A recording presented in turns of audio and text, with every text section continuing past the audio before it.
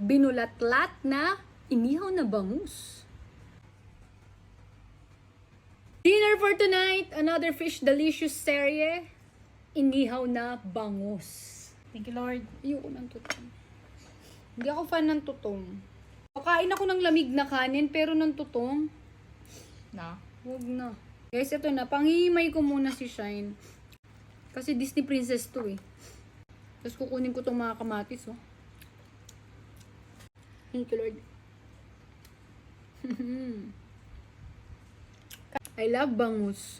Ito na yung pinaka-formal na first bite. Pinili lang namin to. Wala kaming kakayahan mag-ihaw. Ano man na-miss? OA ka. Alam mo, mas iniiwasan ko yung tutong ngayon kaysa sa tinik. Kaya Nangyari nga. Yan, okay na. Pinagtripan niya yung mga pinasukan niyang live. Kumain ka na muna dyan.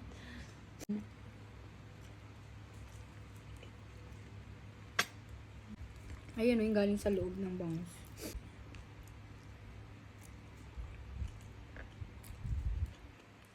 Tsaka ang pinakagusto kong kasabay na kumakain ng ganitong luto ng bangus ay yung hindi kumakain ng tiyan.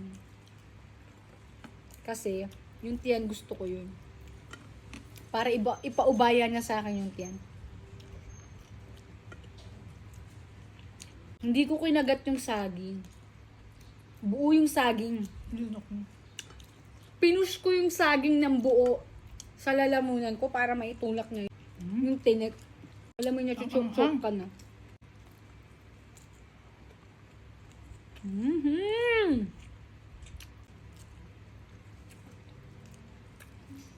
Yan ang rice. Yan. Sad. Ay, last bite na to ng rice. Mapak na lang tayo ng bangus. Deboning bangus. 10th Street.